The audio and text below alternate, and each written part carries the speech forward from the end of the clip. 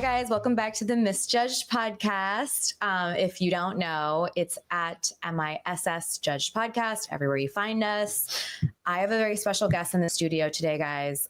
We're here with Doc Judson. What's up, everybody? How you doing? We're having a fantastic time in the studio today. I am Doc Judd, aka Judson Crosney, MD. Pleasure. Thank you so much for having me here in your studio. I love the studio. It's super beautiful. Thank you. You have a very creative flair for design. It's gay, is what you're saying. Well, I live like a gay man for sure. that's, I mean, the coolest type of women that like align themselves with like the finest artists of the gay community. So Yeah. I guess you're living in the right place. I built this whole episode basically around you. Cool. So, because as I want you to just give everybody your little like bio, tell us who you are, what you do, because I know you have a podcast, Sure. but you're also an established doctor. Yeah, so I do all the above. I actually am a real physician. I'm a MD. I was an emergency physician here in New York City for a long time, and then I moved to Miami, and I was living in Miami. I was doing emergency medicine down there, and then I moved back here to do a new project in pain management. And then when the pandemic occurred, I was like tempted to. I think all of us kind of felt like, wow, like if I die, what's something that like I regret not doing? And so one of those things was stand-up comedy.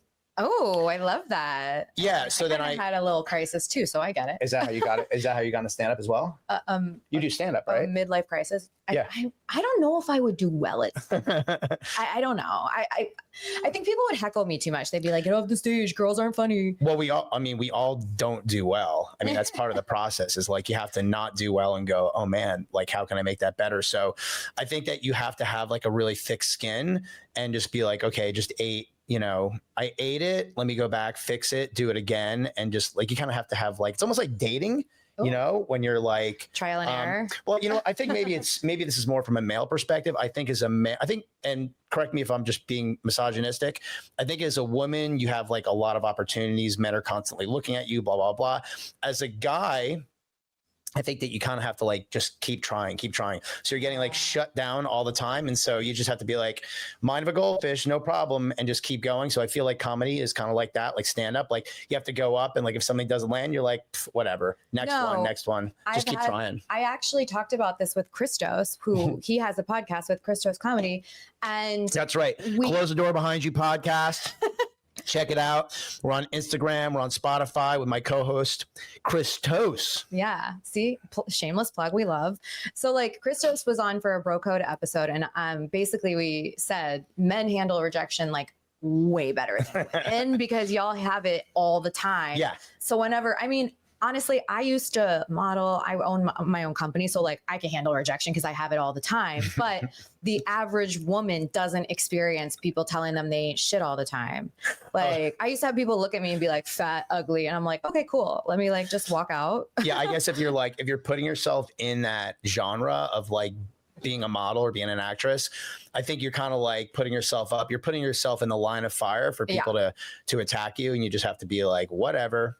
No, I literally would just be like, and it would always be from the most ridiculously unattractive man being like, you're fat. And he'd be sitting there being like 300 pounds at 5'6". And you're like, right. They're just projecting their insecurities upon you. Yeah. It's just like, it was a weird industry. So like, I love, oh my God, somebody trolled me yesterday on Instagram and they were like, you're a hag. You're not funny. And I was like, how's the temperature in your mom's basement? Like, are you comfortable? And he was like, my mom is a gem. Like he was like losing his mind. Mom, when's dinner? Like I even don't talk about my mom like that. She's making me ravioli. No, I literally called him. I love it though. Like my when I started the pod, I had a co-host and she was like, oh my God, if people like are mean to us, we have to handle it really well. And I was like, dude, it literally like makes me laugh. I love it. Like when people try to hurt my feelings in the comments, I'm like, please try harder because until you've modeled and heard mean shit about your body all day and grown up with a dad and a brother who roast you daily, like you can't fucking hurt me. It's interesting that you say that because so I have a daughter. And so,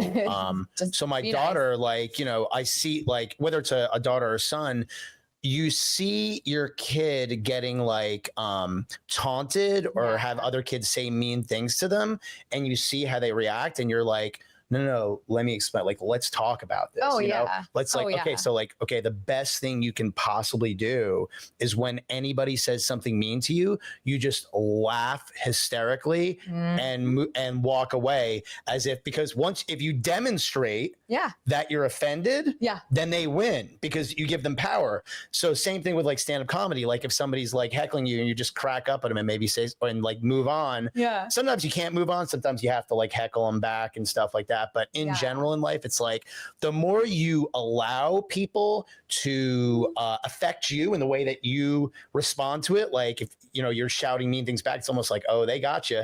No, for real. Like I mean, I grew up in the, I am rubber, you are glue, bounce off me and stick to you era. And I feel we need to go back to that. Where'd you grow up? I'm from Maryland. So, okay, cool. Maryland kids are mean, man. Like I was like, I saw The Wire. Yeah, there's some mean people on that show. I mean, as a kid growing up, as a Mediterranean kid, I was furry. So like little kids are so fucking mean to you. Like, why are your legs and arms so hairy? It's like, because my ancestors didn't go bald like yours. I don't know. I literally had like a full blown mustache. But that's, like, that's good though when you're a kid to get all of that so that you can, when you're older and when it really does, like, I guess when the consequences are more significant, you know how to like handle it because you've heard so many times. You have all your defense mechanisms up and like you're able to like handle. Because I tell my daughter, I'm like, listen, like, these bullies, like it doesn't stop. No, it doesn't. But I love it now because I think because I went through it at like, age 7 to like 20, it's like, you really can't bother me. People are like, you're ugly. I'm like, man, your mom, whatever. Right. Right. Like, regardless, it's been like so many, you just have everything. Like you have a Rolodex of comebacks. 100%. 100%. And they all revolve around people's mothers because we're going to start at the source. Okay.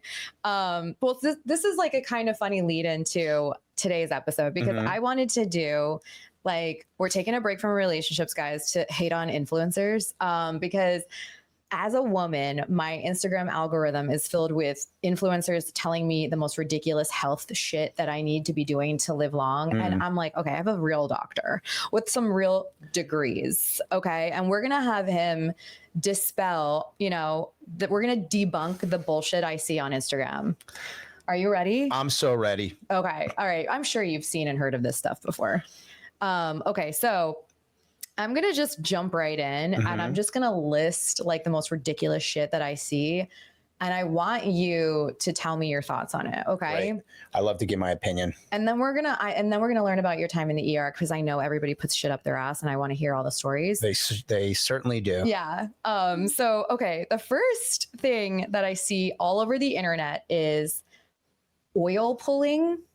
Oil pulling. Yeah. So people are putting oil in their mouth and like swishing it around like it's mouthwash. And then like, I think they just spit it out. I don't know, guys, like come with in the comments, but apparently this is something you're supposed to do to like, I think it's supposed to help your metabolism, but also remove toxins from your mouth or something. Oil pulling. Huh. I've never heard of that. Actually, it's good that like, I don't know what it is because I can only just tell you like pathophysiologically what that would do. So, all right. So first of all, are they putting like olive oil or are they putting like, I think it's like kerosene? No. I think it's like olive oil, like coconut oil, like all that kind of stuff.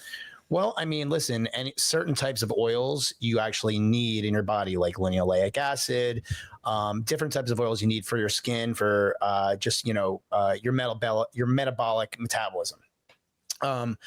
But I mean, you certainly don't want to be like swallowing gallons of, olive oil because it's just like really high in calories and dense in calories. But I suppose so the one thing, okay, I'll give you a good analogy. Okay. Like things attract. So like oil will attract oil and water will attract oil. So for example, if you have some oil-based toxins in your oral cavity and you were to swish it around with like a non-toxic oil, it could theoretically pull those oil-like substances and spit it out. So in that case, I agree. Okay. So I'll give you a good analogy that I think some listeners or watchers, viewers might understand. So you know how people make pot brownies?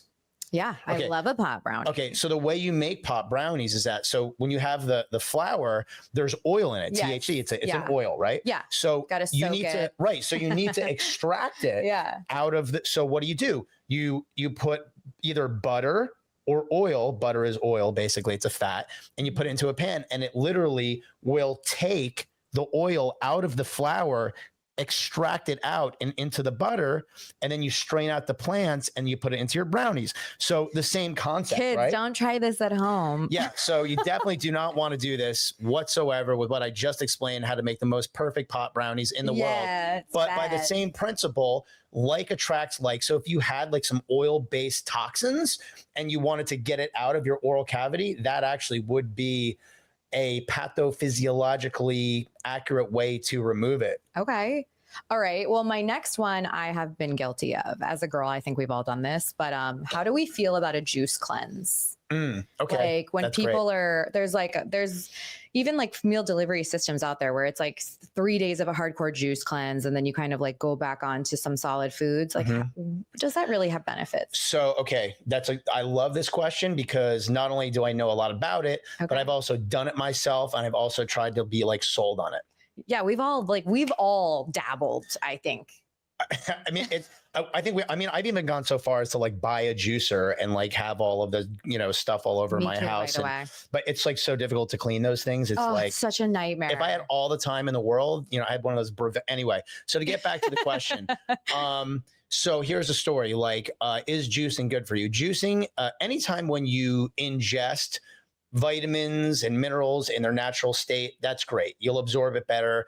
It's better than actually getting an IV. I actually used to own an IV medical spa where we would give people IV, vitamins and stuff. Oh my God, that was next on my list. The gastric tract, meaning your GI system, is the best place to absorb the minerals and the vitamins that you need. So by that token, it's fantastic. However, when we say cleanse, let's really define what we're doing here. Are we saying cleanse as in we're trying to remove like fat from our body? Or are we removing toxins? Because I think these are two different things. So I think that everyone thinks they're both when they do the cleanse. Exactly right. And I think it's kind of a misnomer. So I think really if you just do juicing for 3 to 5 days and you don't eat any solid food, you're going to lose weight because you're just not going to be able to consume enough calories. So in that way, I think that people definitely will lose weight, and that kind of like gives them the perception. Isn't it just water weight though? Like if you're not eating. No. I mean, if you're calorically, listen, it's simple math. Calories in have to be less than calories out to lose weight. Okay. So, regardless. But you can't work out when you're doing a juice cleanse.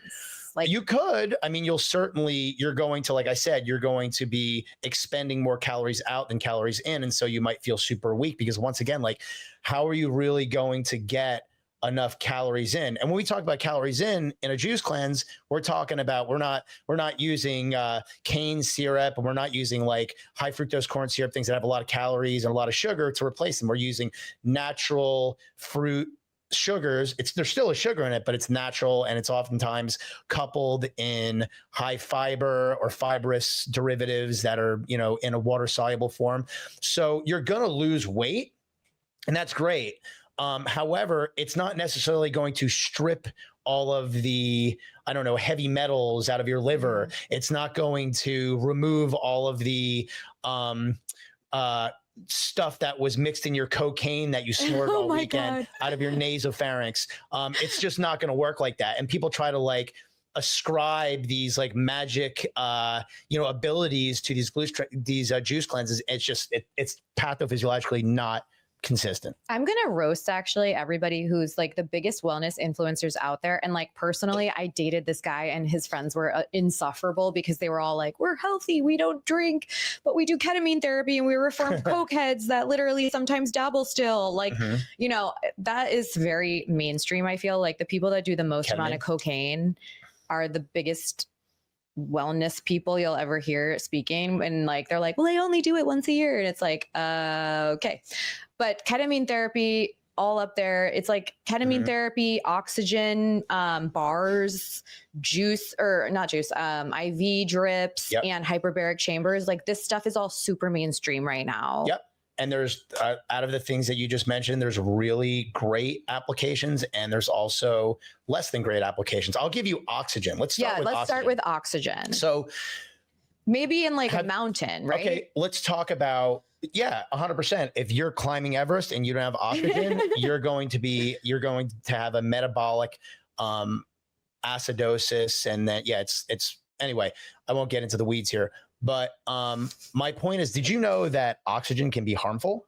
Too much oxygen can be harmful. Right. I did not know that. Okay. So you would think, right? You would think more oxygen is better, right? Yeah. So I'll give you an example of how it can be harmful. So when we put people, when I say we, I mean physicians, we intubate them and we put them onto a respirator.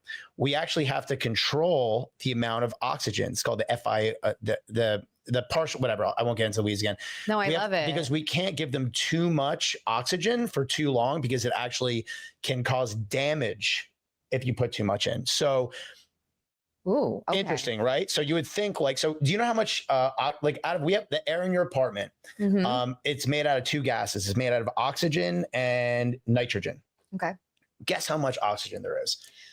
What percentage? 10%. It's 20%. So close. Yeah, it's close. low. Yeah, but it's low. It's not, we're not breathing 90% oxygen. We're breathing only like 20% oxygen at this atmospheric pressure. Should we have nitrogen chambers? No, definitely not. Just kidding. So what were we talking about? Oh, yeah, we're talking about hyperbarics. So hyperbarics. Well, wait. So like when I'm go to Park City and I'm skiing, right? Mm-hmm. You can get like altitude sickness. Is that a good time to do oxygen? Yes, it is, because I'll tell you why. Remember, we just talked about 20%. Yeah. So we're at like, we call it 1 atmosphere of pressure here, meaning we're at sea level. The Hudson River's right there. The East River's right there. If we go up 5,000 feet, a mile into the air, actually that fraction of oxygen gets smaller. Okay. And so now we're at like, I don't know, 16% oxygen.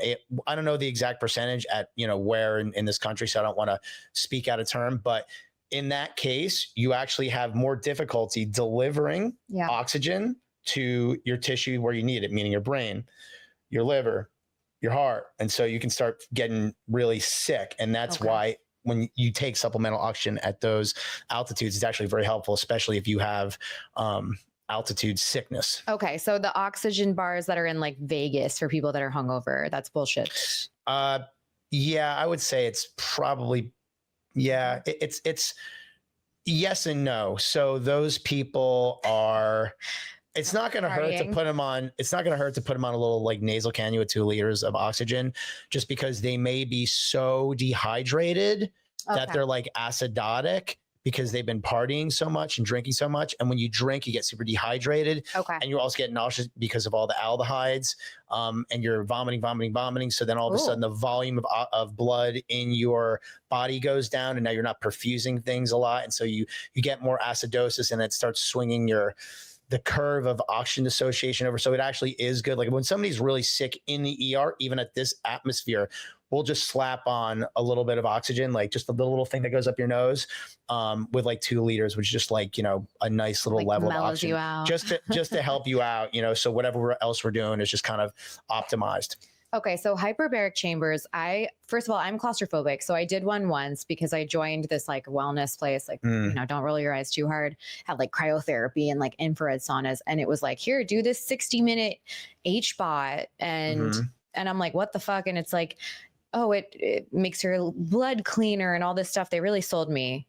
And I did it for 1 hour and that's it. Okay. Is it bullshit? Did it make you feel better? I know. None of this stuff ever. So, okay. I'm not well-versed on hyperbarics. I mean, I'm well-versed enough in like allopathic medicine, meaning like if somebody has like a diving injury, meaning like the bends or something like that. Yeah. I know all about hyperbarics, and that's like the only way that you can help somebody. Also, like if somebody has carbon monoxide poisoning, you have to put them on we dive them. We put them in a hyperbaric chamber. Oh, wow. In addition, when people have certain types of bacterial infections, we will put them into a hyperbaric chamber to help the healing process. So these 3 examples, without a doubt, no question about it, like, all of the studies show they work. Now, if we're talking about like just anti-aging and stuff, I don't, I'm not going to say no. I'm going to say I don't have enough information in my fund of knowledge to really make a judgment. Yeah. So just me as a semi-healthy millennial. I don't listen. I don't think it's, no, listen, I don't think it's like, I think the mere fact that you're seeking those things is a good thing. It's a good sign. It means that like you're conscious of what you put into your body. You're conscious about your recovery. And so I think like you're on the right track. So I don't think it's harmful. The only way it would be harmful is if somebody was like stealing your money. Okay. And you were like doing it financially vulnerable, you know, and somebody was like, no, you have to like, or like, for example, if somebody, sometimes people who with like, I don't know, terminal conditions or certain conditions that not necessarily terminal, but like there's nothing that's there's no medicine, unfortunately, that's going to work for them. And they're so desperate that they will do anything to get better. And then when I see that, that's horrible. It bums me out. That's really, oh my God. I even hate to bring up my next one, but it was IV drips. And specifically with IV drips, the one thing that's gaining popularity right now is the NAD one. Which by the way, they told me when they were trying to sell it to me that it actually can have detrimental consequences. Okay. So the way that NAD drips were described to me is basically like, are you familiar? I'm familiar that people give them, but continue. Yeah. The way it was explained to me is an NAD drip is like something that on a cellular level, like it's like you basically renew your cells so that you are just like the best version of yourself. But they were like, if you have any cells in your body that are maybe questionable, like maybe you have a cancer and you don't even know, you can actually make it worse. Yeah. So I was like, whoa, fuck this. Like, I'm not going to hurt myself, but I feel a lot of people haven't been told that. So everybody's just running and doing it. So I'm like, is it healthy or is it potentially harmful? So let's talk about what it is. Yeah, please. What is NAD? I did a shit job. NAD, I believe is called like nicotinic something. Anyway, I won't get into it. I forget what it is. It's been years since I took metabolic biochemistry, but there is something called NAD and NAD. It is a nicotinamide adenine dinucleotide. Right. So it's actually in your Krebs cycle in metabolic biochemistry, which is a very important process of generating energy. It helps you produce ATP. ATP is like the energy. It's a thing that runs your body. And so it's based on NAD. So you can say, oh, well, if I put more NAD in, I must be getting more ATP. I must be getting healthier, et cetera, et cetera. So I don't know where that jumps from, hey, I'm going to put NAD in. It's definitely going to go to the right mitochondria and the right cells to produce more ATP to give you more energy so that when you go run the marathon, maybe, I mean, I just don't know.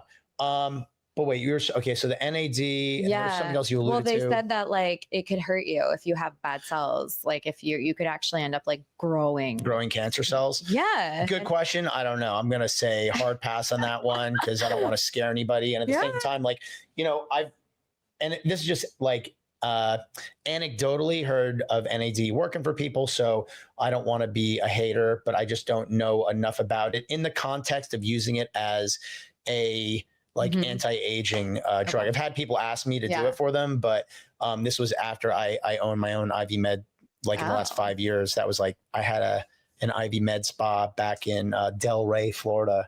And, it was busy, I bet. We were pretty busy, but there's a lot of competition in Florida. It's like everybody has a plastic surgeon. Everybody has a dermatologist. Everybody has somebody who does their Botox. Everybody has somebody who does their fillers. Everybody's got the person who does their tattoo removal. Everybody has the person that does their IV drips. Everybody has, you know, there's just so much competition. So whenever somebody would come into my spa, they'd be like, well, I get my Botox for this and this. And you're like, that's impossible. That's less than I pay for it. So there's no way they gave it to you for that. They obviously were giving you something that wasn't legit, or it's expired, or like they literally just had to get rid of it. And they're just doing this to like get you through the door so they could upsell you on something else. Well, yeah. I mean, by the way, I did just quickly look it up and it said that the results are inconclusive about if it can, like they can't say it doesn't and they can't say it does, which to me is kind of the same thing they did with vapes. And now we're learning vapes are shit. So I feel like we don't really know things until we have like at least a decade to study them. Well, yeah, because it's difficult to do a double-blinded study on a huge population sometimes. You know, like you're not going to get a bunch of people that are just going to sign up and be like, okay, so I'm going to have you come 10 times in the next 3 months. I'm going to stick a huge needle into your arm and it's going to be water. It might be water. and it might be NAD. Yeah. They're going to be like, no. If I'm coming here 10 times and you're shoving that huge needle in my arm, you're giving me the NAD. Well, you know what? They need to just start lying to people. That's how you should do studies. You know, you're getting the NAD, babe. It's great. No, I mean, but like, seriously, does it bother you as a doctor when people come out and they're like, this thing is healthy, and like vapes, for example, it's like, well, you know that you don't actually fucking know, because nobody knows. We need at least a decade to study this and see how it actually affects humans. And now everyone who said it was harmless, it's vapor, it's air, now we all know they're bullshit. Well, I mean, I wouldn't say it's like, I hear what you're saying, and there's definitely a lot of damage has been done to people's lungs. Yeah. From the mediums in which the vape was, I guess, heated up and stuff. And a lot of them had some heated hydrocarbons kind of hurt their lungs. And when they first came out and they were unregulated, people were using all kinds of like oils that were dangerous, and people were going into they were having trouble with respiratory symptoms. I think the idea is good, meaning that we're trying to get off the burnt hydrocarbons, like the tobaccos that are grown with all types of pesticides and such, that glycophosphates and stuff that are coming into your body. If you took a cigarette, a Marlboro, I won't go into any brands here. Yeah. If you took any cigarette, there's so many toxic cancer causing chemicals that come not from a brand, but just from burning the actual tobacco itself and the things that they have to put on these plants in order for them to grow. You can't just grow anyway, my point is it is still better, in my humble opinion, to have well, if we're talking about that versus cigarette, I guess. Yeah, that's what I'm saying. No, it's certainly not without, it's certainly anything burning inside your lungs. I don't care what it is. It's not good for you. Yeah. And by the way, cigarettes are making a comeback, and I'm here to tell you guys, they're not hot. Okay. You smell like shit. You heard it first. You smell like shit. Also, your little vape pens, you look dumb. I've said it here a million times, so I'm going to keep saying it because you guys think you look so hot. I can't. I saw a girl try to sexy smoke a vape once, and I was literally like, babe, it's not hitting the way you think. But my point is, it's not the nicotine that's causing the cancer. It's not the nicotine. It's the addiction to that substance that's bringing you to kill your lungs and to smoke. Do you know that smoking causes freaking bladder cancer? It causes everything, guys. You just start pissing blood one day. It's everything. It fucks up your teeth, your fingers, your whole inside of your body, your hair, your fucking your breath, skin. your everything. Oh my God, don't get me started on skin. To some people that quit, and they literally have quit 2 years ago, they still kind of smell it's still coming out of your pores a little bit. Their face still looks like a bag of smashed crabs. Man, there's just no positive.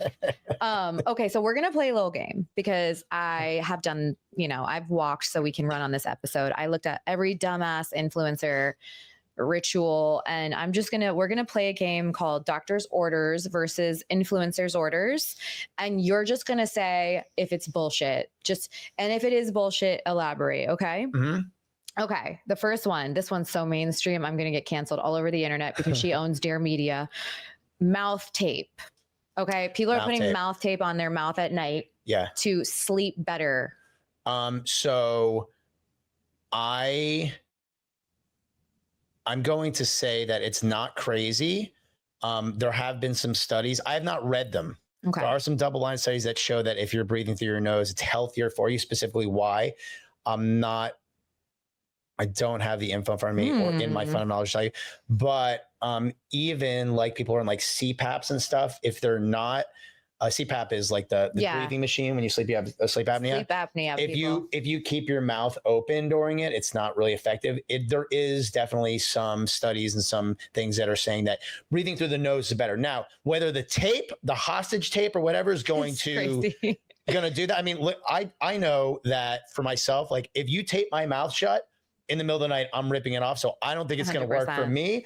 Maybe it'll work for somebody who, I don't know. I would think it would be painful to rip tape off your face every day. Are we ripping off our lip cells? We're getting chapped lips? What are we doing? Well, I mean, I tried I was sleeping poorly. And so I actually went and got a sleep study and they were like, oh yeah, dude, you've got sleep apnea. I'm like, really? And they're like, yeah. So then they brought me through not a sleep study, a fitting study. So they're always like trying to figure out ways to like make money. And you're like, okay, on the sleep study, we could charge them $1,000 or my insurance $1,000, and they paid for it. And they're like, oh no, now you got to come back. I'm like, why? I'm like, I thought we did this. They're like, no. You got to come back for the fitting. And I'm like, all right, whatever. Can't you just do it for free at your job? Like at my job? No. Like, hey guys, monitor me while I'm sleeping. I don't want to sleep in my, well, it's funny. They actually do like home monitoring. So you can do like a test and stuff. There are services that will actually come to your house and do the study at your own house. I don't work for any company, but that would certainly be a lot more convenient. But anyway, so I went back to this place and they're like, there's going to be 3 things we're going to test you on. We're going to do first the nasal pillars, which are like these 2 little like pillows that stick up your nose.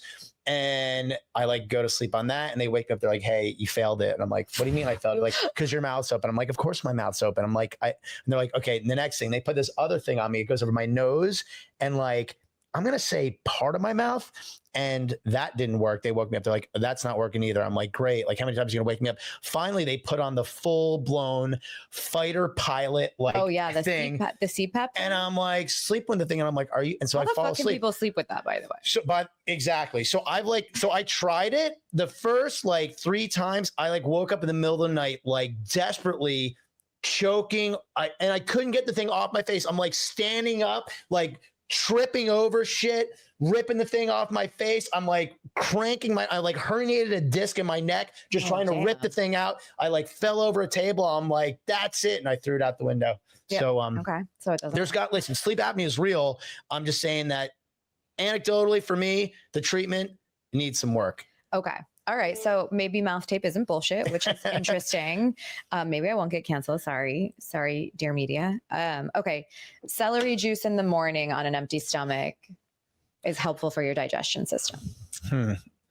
I've been guilty of trying this actually. So anything to be skinny as a girl, you know? I thought that the reason why celery was associated with weight loss was that it is so, there's so much fiber that you can eat. So, but it, in other words, it fills you. So in other words, whenever you're on a diet, you want to feel full, right? So you'll eat like salads or a lot of fiber so you're like, oh, I'm totally full. I'm not hungry. So I always thought like celery in itself with all the fiber was where like the effect came from. So to like grind it down in a grinder just to get the juice, to me, makes no sense. Yeah. Okay. So we're calling that one bullshit. Unless you put it in a Bloody Mary, then it's delicious. Okay. Little celery salt, little Clamato. A Clamato. Oh my God. One of your favorite vodkas. Name. Phenomenal. Okay. Red light therapy for your nervous system. So red light therapy, I literally am like, there's studies that say it's good for you.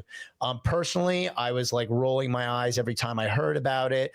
And I literally have like really smart, educated, well-read, when I say well-read, I'm talking about colleagues that like read all the papers and they're like, no, it actually worked. I'm still almost unconvinced just because it doesn't make sense to me. But I got to say, like literally the people that have told me that they've read these studies, they're like, no, it works. And I'm at the point now where actually I'm going to put in a sauna in my house and I'm going to do another room with the red light therapy just to like recover. So like you come out of the sauna and then you're going to sit in the red light therapy and I'm going to pretend that it's doing something good for me, because that's a whole nother thing that we need to talk about is like placebo. So placebo's real. It is. And like I have red light therapy masks and I've put them on my face when I'm like having a breakout or, I'm healing from like a crazy laser facial or whatever. Yeah. And it does make me feel better. Skin is okay. Cool. Is it not skinning? Yeah. Did you do it today? Recently? I did it last night. Then I am bullish. That means positive. That's finance talk for red light therapy for the skin. Okay. All right. So it's working. Yeah. I used to have a lot of, little scars. There's also, I've seen like, well, it depends like what you're trying to say you're going to accomplish with red light therapy. Like, for example, I've seen people from DME, meaning durable medical equipment salesmen, they try to like sell hats with the red light on it. And they're saying for hair loss, grow hair back. Like, oh, these poor men, man, just go to Turkey. Yeah. Just get the plugs, like nothing else. The problem is though, with like, man, hair loss is like, it is so complex. There's hereditary factors, there's environmental factors, and then there's like the whole testosterone thing and all the like the testosterone replacement and how like all these guys are on TRT, like testosterone replacement. And then a lot of it gets driven, if there's too much of it, gets driven from testosterone to dihydroxytestosterone, which is responsible for hair loss. Now there's something that you can use to block that. It's called finasteride. but it's called Propecia, which is really effective, but it makes your pee-pee not work, which is I know. what's the friggin' purpose? I dated a guy that was on it. Oh, he didn't tell me though, so I just felt offended. And then my dog almost died by eating a pill on the ground. I was freaking out. I was explaining what color the pill was, and I'm sure he had great hair though afterwards. The dog, not yours. Oh yeah, no, Butters is fine. No, actually, Butters. Yeah, his name's Butters. Okay, I thought it was my dog. Yeah, from South Park, guys. He's 13, so I was the original, right? He looks healthy. He looks young. He's very sprite. He's definitely sprite. He definitely barked at me when I walked into your studio, so he's in good condition. I will tell you guys though, for the men that are suffering from hair loss, because this actually does work.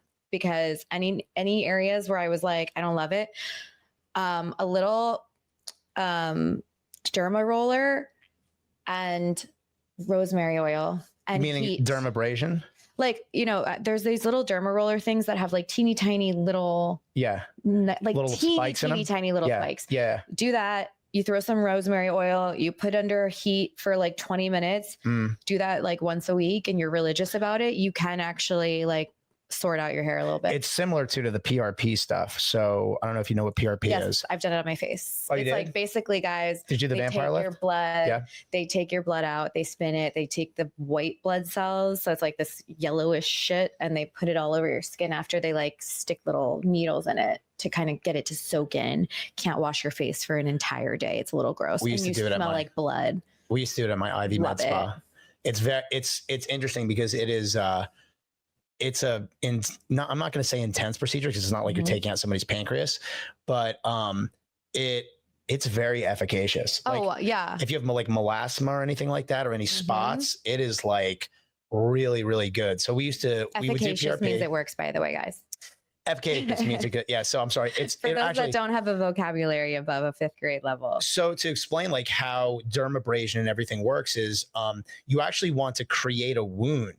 I know that sounds like you're like, what? Why would I want to create a wound? So when you create a wound in the skin, it makes collagen grow back. So what we would do is we would dermabrasion, meaning we would make all these little fine holes all around the face. So it would be like not injured, but just like we make a wound. It's a trauma. You traumatize the skin. And then what we would do is we would take blood out of the person's arm, we put it in the centrifuge, spin it, and then what you do is you take the buffy coat, which is the layer between the. So basically, you put it in the centrifuge, it separates it. It looks like red and then yellow, and so you take out the buffy coat, and then you take out the yellow, and then you inject it into different places, like in the nasolabial fold and underneath the eyes, and then you actually take the PPP, the platelet pore plasma, which is just on the top, and you paint it all over the derma, and it works, folks. Well, you know what else it does, and people don't know about this, and we need to talk about it more because insurance doesn't cover it for a reason, because it helps heal you. As a girly with a perpetually injured ankle, as you guys know,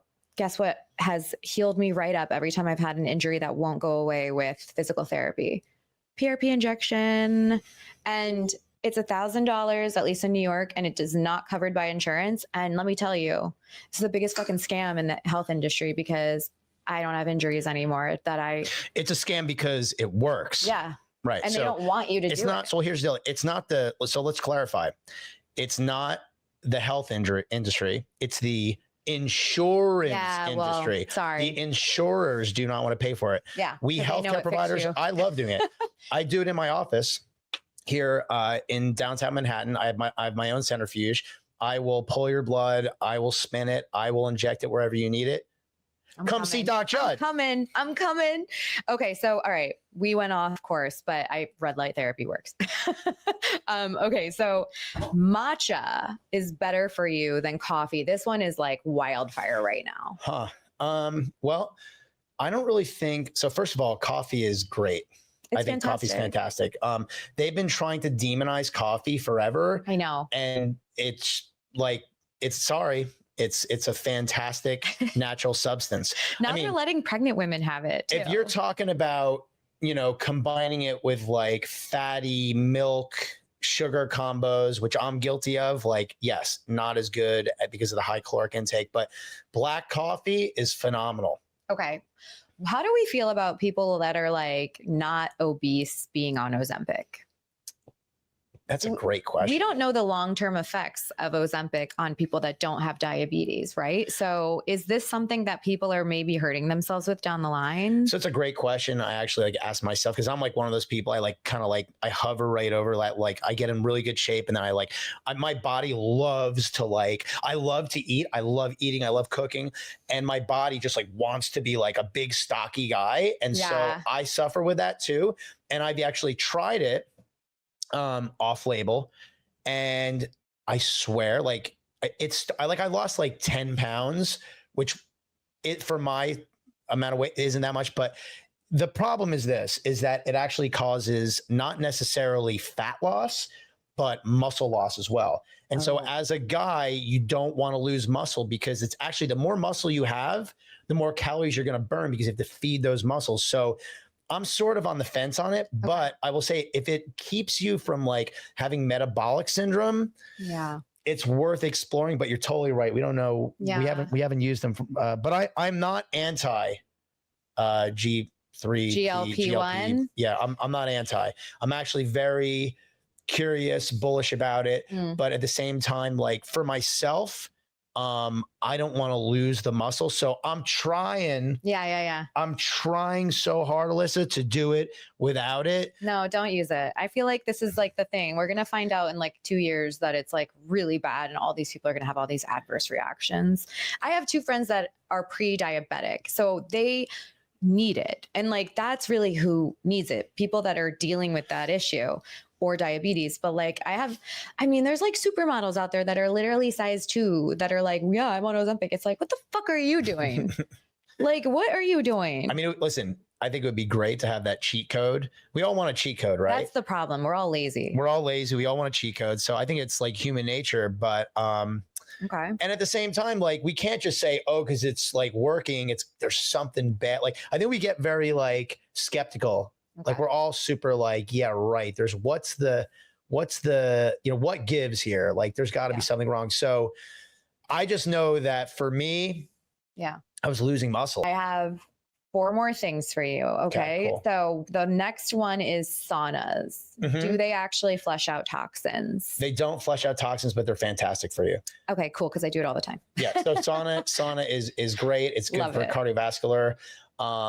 It doesn't, so you're not going to flush out toxins. You're going to, it just doesn't flush out toxins. It's not the way that you remove, it's good for you for different reasons. The way you flush out toxins is through your liver and through your kidney. And the sauna doesn't do anything to, it doesn't give you, it's not a liver machine. It's not a kidney machine. But it does things pathophysiologically they've shown to extend life. And when you do it, I think like 3 times, I'm not going to read, there's a couple of studies. I don't have them because I didn't prepare properly for this podcast. But yeah, in fact, like I said, I'm putting one in my new house. Okay. All right. And along that, what about a colonic? Well, I was going to do a cold plunge next, but a colonic first. So let's first go to cold plunge. So okay. Same. So because I'm a big believer in both of them. Okay. So, and I like to combine them. I like to do the sauna and the cold plunge, because me too. Jumping in the cold plunge, and I'm going to talk. So first of all, there's been studies that show that both cold plunging and sauna are fantastic for not only cardiovascular disease, but also for your mental health. But what are we talking about when we talk about cold plunge? Because people are saying 6 minutes, which feels like I'm going to fucking die. No. Listen, if you're like an experienced cold plunger, maybe 6 minutes. But when you're first starting out, listen, you don't go, even when I like first show up to the cold plunge, I don't jump in for minutes. I get in for like 15 seconds, 30 seconds, and I get out. I go in the sauna, I warm up, and then I go back in. And then I start like almost like doing these like meditative states where I try to like dissociate myself from what's going on in my body. And then I can stay for longer. And if you get into this rhythm, and even into like these breath exercises where you can actually stay for a really long time, you'll literally just like slow everything down. It's almost like your body is shocked into going into this like emergency state. And they've been shown that there's like heat shock proteins that get released, and there's all types of things that get released. We don't even know everything that's getting released, whether it's the cytokines or the interleukins or interleukin 33 or whatever it is. But the bottom line is there's definitely something that's happening that's extremely beneficial. For example, like I've done sauna and cold plunge, and then that night had a show and felt like, amazing. Like my recall was there. My brain was functioning better. And I don't think it was placebo because it wasn't like, I was like, hey, I just got back. It was like, man, what happened? Like, why am I in such a good mood? Why am I so? No, truly. Like I was like having a whole, I had like a really bad breakup last week and I was like crashing out. I worked a 12-hour day and I hit up my girlfriend. I was like, I'm unwell. I want to go to bathhouse. I think she's like, I'll come with you. And after I got home from like doing that whole thing for like 3 hours in and out of the hot and cold, I was like, yo, I feel like better. Like I feel good. And I was depressive before. So I definitely agree with that. It's almost like, and this is a bad example, but I'm going to say it anyway, just because let's be controversial. It's kind of like when people are so depressed and so anxious, they just want to like rip their hair out or like cut themselves or something like that. Or like, and if you do something that is so shocking to the system that it kind of like presses the reset button, like jump into a freezing cold thing of water, it's like your body's like, Literally. And it almost like is the reset button. My dad died. I was beside myself. I was in the middle of my residency. I wanted to quit my residency. My friends took me skydiving. Oh my God, what the fuck?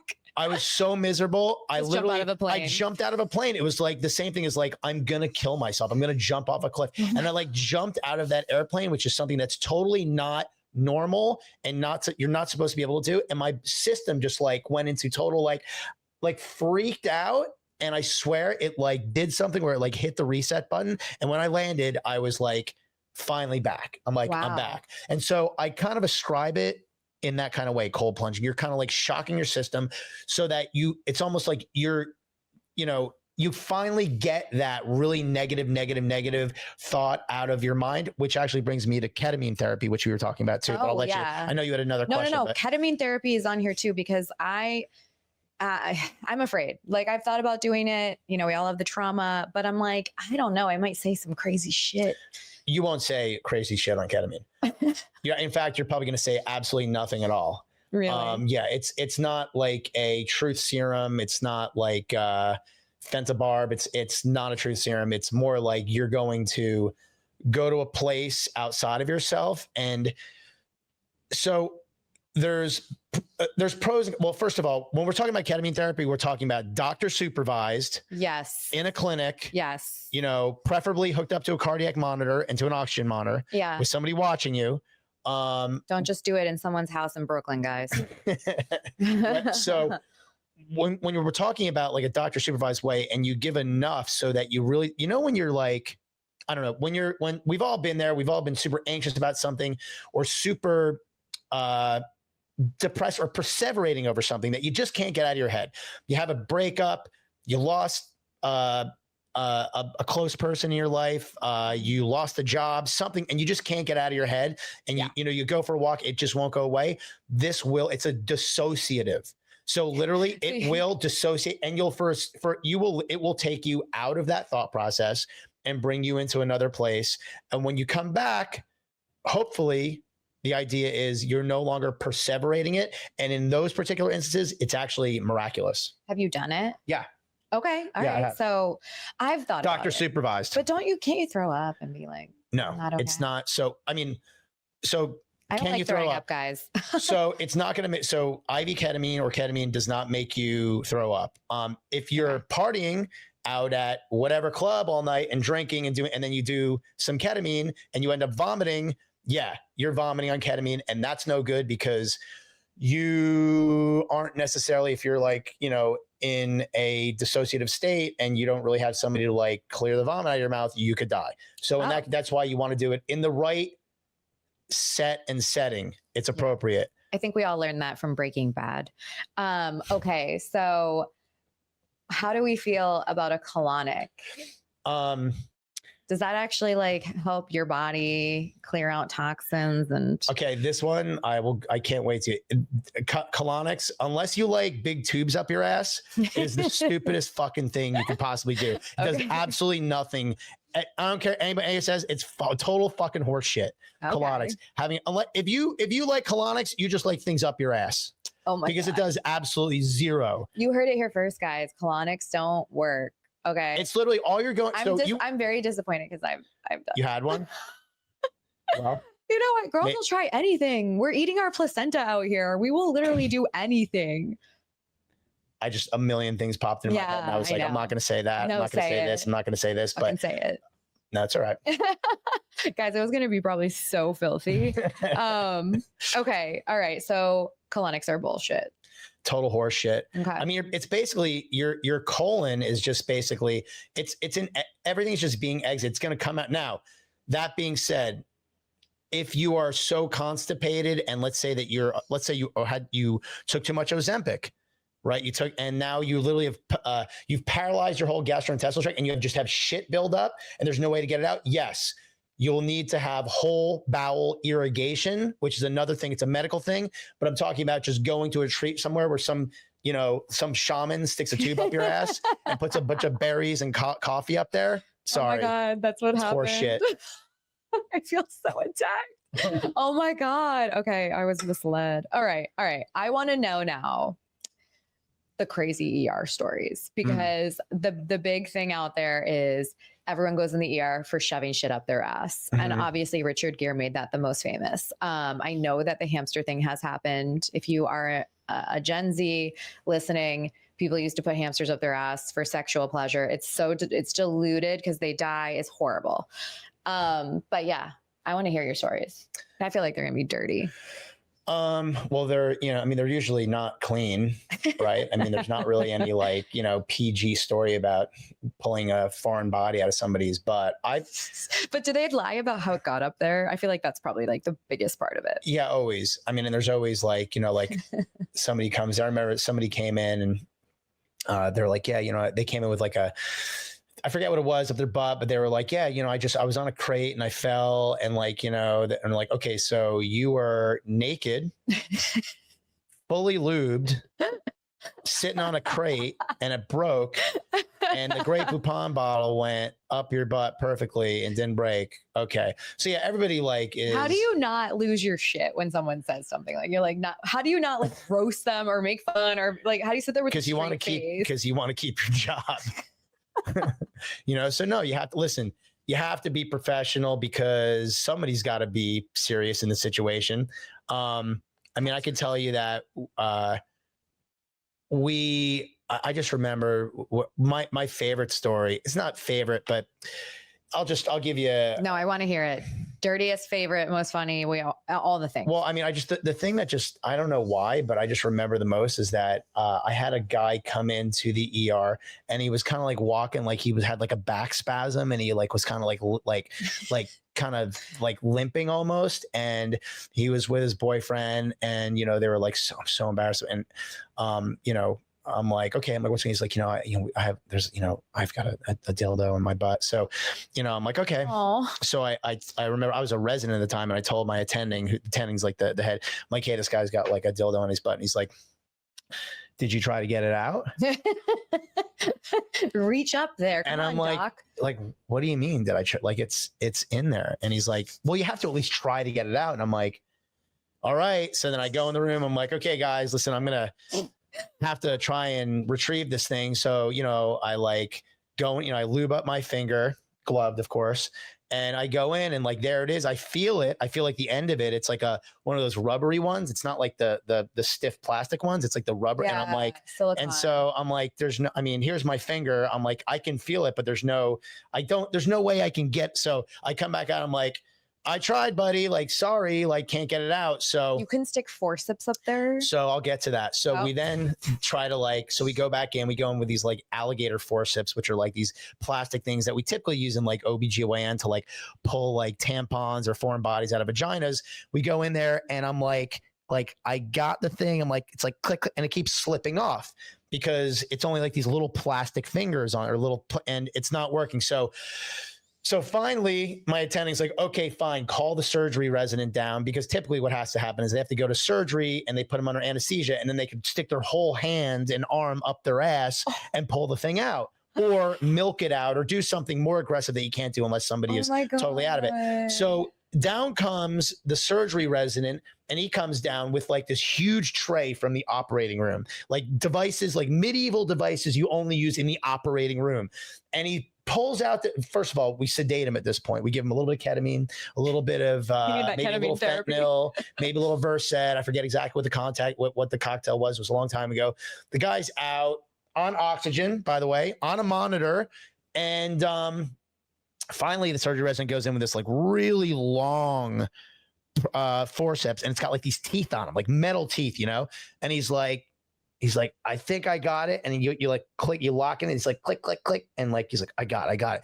And he pulls it out, but he pulled the dildo out, and then blood just starts pouring out. So what had happened was, so the teeth on it clamped the rubber dildo and got it, but some of the mucosa, the wall of the colon also. And so when he pulled it out, it tore it open. So then he had to go into the operating room so they could repair his colon. Holy fuck. Yeah, because like I had a puppy, and I was fostering a puppy last year.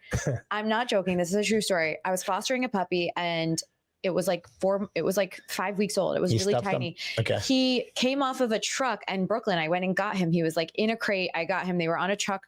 It was a hurricane. So they were on this truck coming for 5 days, and they had them in there with wood chips and all this shit. And I'm like, I remember thinking like, why the fuck would you put a puppy in a crate with wood chips? Like that just sounds like a disaster. Anyways, he's trying to poop on the pad. He's struggling. And I see he's really struggling. I start to freak out because that's a symptom of parvo, and I have a dog. So I'm like, oh my God, take him to the animal hospital. They're like, you're a dumb bitch. Like the dog is probably fine. And then they pull this little wood chip out. And then when they pull the wood chip out, this other girl's like, oh, something else. She pulls, and it was a screw. And everybody started freaking the fuck out. They're like, we might have perforated his intestine. Yeah. We got to get him. Like, and I ended up basically saving his life by taking him in, because like, basically he could have bled internally and died. You unscrewed him. Yeah. But like, I remember that's how I learned, like, if you pull something out of somebody's asshole, you can actually do damage and potentially cause internal bleeding, and they could die. Yeah. Yeah. Crazy. The rectum is a very delicate, and it's interesting about the rectum though, because there's involuntary reflexes that occur in the rectum, and there's like, you can go like, do things, but then there's also things that like, so if you cut the rectum, those involuntary things, those things that like happen just like naturally, no longer happen. And so it's a super, like I had a friend who was surfing, and the board, he did like an aerial, and he landed with a fin up his ass, and it his name was Vinny. So everybody called him Finny because he got a fin stuck up his ass. And he like, that's funny. Yeah. Like it was like, he's like, you have no idea. He's like, you have no idea how sensitive your butt is. Like if you laugh, cough, hiccup, he's like, when they had to sew him back up, he's like, it was like torturous. If I even just like burped, he's like, I'd feel it there. Yeah. I'm going to need the straight men to hear this, because y'all do too much with that. Okay. Okay. So that is your worst ER story. Is there like an ER? Is there a lot of like people coming in because they did too much Viagra? It's not going down. I mean, is that like a regular occurrence? So Viagra, what happens a lot with Viagra accidents is that, so Viagra is a vasodilator. So that means that it opens up the blood vessels. And so it opens up the vessels into your penis, but also it opens up the vessels everywhere. So sometimes when people come in with like congestive heart failure or heart disease, if they don't tell us they're on Viagra, and we give them like nitrates, like if we give them nitrates, because that's part of like, and that's a vasodilator, they can have their blood pressure can bottom out. And so don't lie to the doctor. Don't lie about that.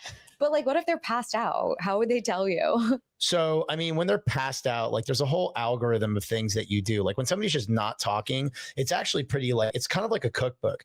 You go into like you see somebody just not moving dead. So you go into this cookbook, it's like ABC. So airway, breathing, circulation, disability, exposure. You go through all these things. It's like airway. It is okay. Do we have established airway? No. Okay. Let's put one in. Let's endotracheal tube. Breathing, do I see the lungs going back and forth? Okay. No, let's breathe for him. Let's put him in an ambu bag. C, circulation. Do I feel a pulse? There's no pulse. All right. Start CPR. Why is there no pulse? Put him on an EKG. Let's see if there's arrhythmia. Okay. Oh shit. He's in ventricular fibrillation. Break out the defibrillator. Boom. Hit him. So you go through this whole cookbook of things. And one of the things, like somebody's not responding well. If you get the circulation, you feel no pulse, but then you see electrical activity. Well, it might just be that they're hypovolemic, meaning they are super dehydrated or they took too much Viagra. But what you do is you as a good ER doctor, you resuscitate them so that they're still alive, so that you buy more time to figure out the history of what actually happened. So a lot of times you won't know. The person will be dead. You'll make them alive again. You'll have them on a ventilator, on medications, going through a central line, and you'll go, okay, they're alive. Yeah. We don't know what happened, but they're alive.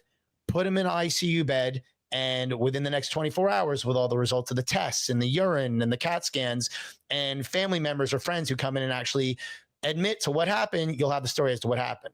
So as an emergency doctor, a lot of times you have no idea what happened, but you go through like this cookbook in your head that you've been trained to do, and you save their life, and then you hand it off.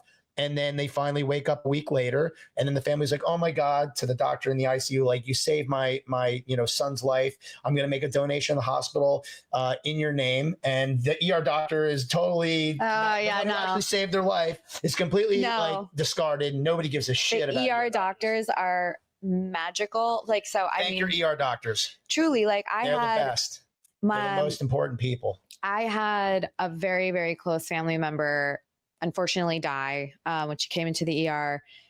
She had a stent in her neck, and I guess it had moved and it caused internal bleeding, and they apparently tried to resuscitate her. The ER doctor was on her. My mom was in the room on her, working, trying to bring her back, like 30 minutes.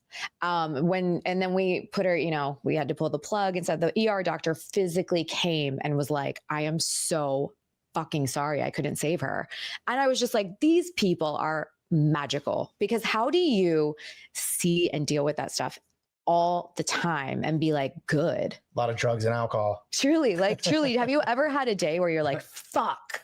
Like, I mean, I'm sure. I think every day. Really? As an ER doctor. And you have to like just compartmentalize it. Yeah. That's why, I mean, I have the utmost respect. When I talk about ER, I'm not talking about, I don't do ER anymore.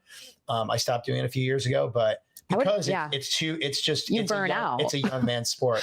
And I used to hear people talk about burnout. And I'm like, I'm not going to burn out, because I'm actually going into it knowing I'm going to be an ER doctor. A lot of doctors in the past, there wasn't a specialty called emergency medicine. So they would just end up working in the ER, and they'd be like, oh, well, those people are burnt out because they're not properly trained to deal with this stuff. And there's no training that you can really, there's nothing that's going to prepare you for the things you're going to see in the aberrations of horrible things that people do to each other, do to themselves. That's going to prepare you and be able to have you deal with that stuff. Some of the stuff I've seen is just horrendous, I'm sure. Yeah. Do they give you guys therapy in the hospital? Like, I'm serious. Like, I wonder this a lot. Like, why are they not giving the doctors free therapy that see the most upsetting shit? Yeah. I mean, it's a good question. At the same time, doctors in general are just probably not very receptive, especially if you guys are stubborn. Yeah, we're stubborn. And then, like, I don't know. I think a lot of times too, it's like, how is this individual? It would have to be a really good therapist, because I think that, it's kind of like you're trying to get advice from somebody who doesn't really live it. Yeah. It's kind of like, I can imagine like police officers or people who, veterans of war, it's like me trying to talk to them about it. Like, there's so much I could do and be like, hey, tell me about it. But like, we can't relate on the level of what they went through to really. So I don't know. I don't know what the answer to that is. Yeah. I mean, my brother's Ketamine. a cardiologist, and he's like the last person to go to the doctor for fuck all. So like, I do think you guys are stubborn. You think you know everything. Yeah, for sure. For sure. Sure. Okay. Is there any other like super funny? Yeah, I know there's like really upsetting ER stories. I'm not going to bum everyone out, but like, is there any other super funny ER stories where you were like, are you for real, my dude? Because I know it was a man. Of course. I know it wasn't a woman. Oh, yeah. So I'll give you, I mean, one of my favorite ones is, so my second week of residency, I was working, and when I was in the ER working, and you would take a chart off and it would say the chief complaint, like, chest pain, abdominal pain. And this one said, I can't get my cock ring off. And I'm like, give me that one. You're like, I want to do that one. So I go in the room and I introduce myself, and I'm literally just getting used to saying like my name, doctor, whatever. And I'm like, hey, I'm Dr. Crosney. What's going on? I'm like, I heard you have a cock ring. And he's like, yeah. And he like whips out this baby elephant trunk of a penis. And he's Literally. got this ring, which I thought a cock ring was a ring that went around your cock. This thing went around his whole balls and scrotum. Yeah. So his balls, scrotum, and penis were locked in, and it was like swollen, purple, and just like angry and like snapping at me. I was like, Jesus. So I'm Did you gasp? I probably, yeah. I would have loved to have me like on film, like, because I was like so green as well as a doctor. It's like my first week. So then like, he's like, I'm like, well, how did you get that on there like that? Because the ring was like, I don't know, the ring was this big and his balls were this. I'm like, how does that get into that? And he's like, well, I was with these guys and like, we put it on when I was soft, and then, we did our thing. And he's like, after I ejaculated, it didn't go down. So I just figured, well, I'll give it a day or so. And he just left it on for a day. He's like, he's like, so then it wouldn't go off. So I took one of those hacksaws, and he's like, and you could see, and there was a line it was a brass ring where like a hacksaw. He's like, but then I got too close to my skin, so I had to like stop. And he's like, so then I took my underwear and I safety pinned it to my shirt, and so it was like this, and so it was tolerable. But then they had me moving boxes at work, and Doc, I just can't handle it anymore. And I'm like, I'll be right back. Once again, I go get the attending. I'm like, hey, there's this guy, and he's got a cock ring. And I remember it was, I could say this now, it was Ira Drescher. He was one of the attendings. It was Fran Drescher's cousin. And he's like, shut up. That's another cock ring? No problem. Yeah, we get these all the time. I'm like, really? He's like, oh yeah. Get me the Dremel saw. He's like, I'm going to go get the Dremel saw. Get me a glass of ice water, a syringe, and a metal finger splint. I'm like, metal finger splint, styrofoam cup, ice water, syringe. Got it. Go in the room. So he whips out the Dremel saw. For those of you who don't know what a Dremel saw is, it's a little spinning disc, and it revolves, so it cuts because it goes really, really fast. So that's what we're going to use to cut the ring off. But he said, what you're going to need to do is we're going to need to take the finger splint. So have you ever seen a finger splint? It's foam on one side and it's metal on the other. So we're going to slip the metal part so it's connected to the brass ring, and the foam part's going to be against the scrotum. So that he's like, when I'm cutting, if I cut through, I'm going to hit the metal on the finger splint instead of his skin and not cut him. So I'm like, okay, that makes sense. I'm like, what's up with the syringe and the ice water? He's like, oh, good question. The syringe is for, you're going to fill up the syringe with ice cold water, and you're going to be shooting it onto the brass ring, because the brass ring is going to heat up so much as I'm cutting it, it's going to burn his whole balls off.